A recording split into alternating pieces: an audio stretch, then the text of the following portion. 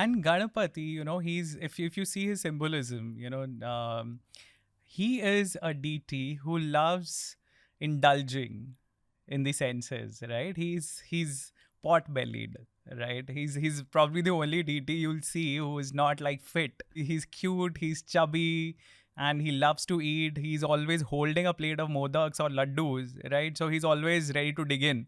So he's the deity, he's the god who connects the physical world, the senses, whatever the senses can experience, he enjoys all that. And still, he's connected to the spiritual world. So he is the perfect example for us, for humans. And he shows us how, even when you're surrounded by the material universe, around your material realm, material creation, you can still be connected to spirituality. So a lot of symbolism from Ganpati's depiction actually comes into play. He has these big ears, like again the elephant head. It is believed that it shows that you must take a lot of inputs, you must take a lot of insights from others. You should hear more. He has small eyes. Of course, elephant eyes are smaller compared to the face size.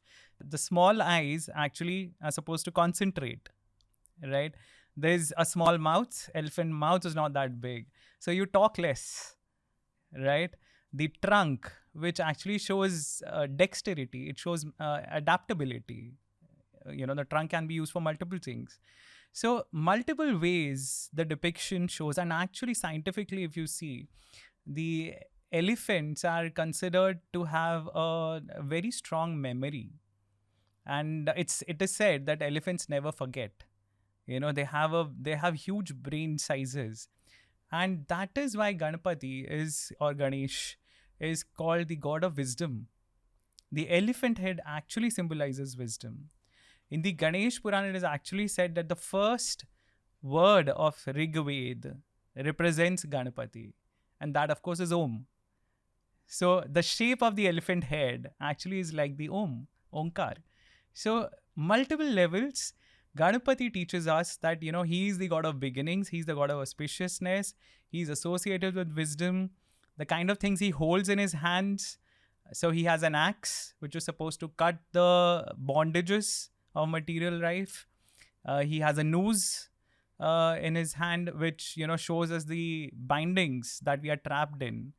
Of course, he has the modaks, which shows us the material senses. He sometimes has a lotus in his hand, which of course represents spiritual wisdom.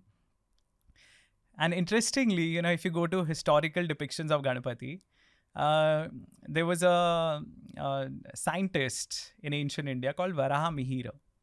And Varaha Mihira, he was somewhere in the 5th century, I presume. I think 5th or 6th century, if I'm not mistaken. And he has written this encyclopedic work, which is called the Brihat Samhita.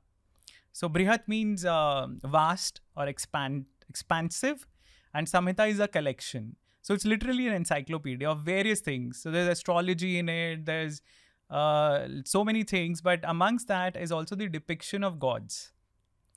And in that depiction, when he describes Ganpati, how Ganpati should be created, the idol of Ganpati should be created. Of course, those days they did not have POP molds. But I'll thank God for that. But they did have clay molds, but not in those times. Even in earlier times, I'll come to that. But so this depiction in Brihat Samhita, it actually mentions Ganpati to be holding a radish. So instead of the modaks or the laddus, Ganpati is supposed to be having a radish in his hand. So it is either a radish or a beetroot. Because what it is written in the Sanskrit, it mentions Moola Kandam. Kanda is root.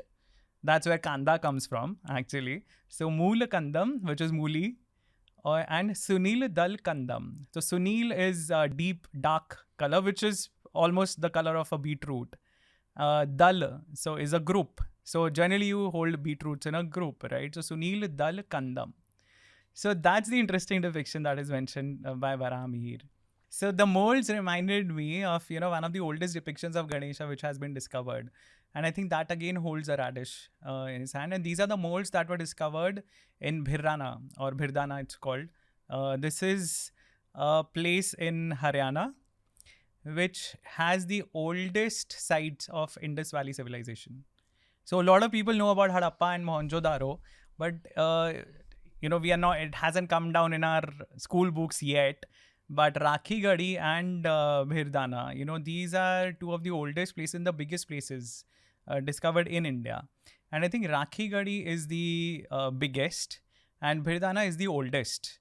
So there are excavations that have revealed dates of roughly 9,500 years ago. Wow. So about 7,500 BC from Bhirdana. And Bhirdana, there are molds that have been discovered. The small blocks with Ganpati molds, so they were probably used in a similar way like the POP casts are used today. They're small and they were probably built of clay. So more eco-friendly. Wow. Hey, if you enjoyed today's clip, make sure you check out all the other clips we've uploaded on this channel. You'll find a clip related to almost every single topic as long as you're willing to search for it.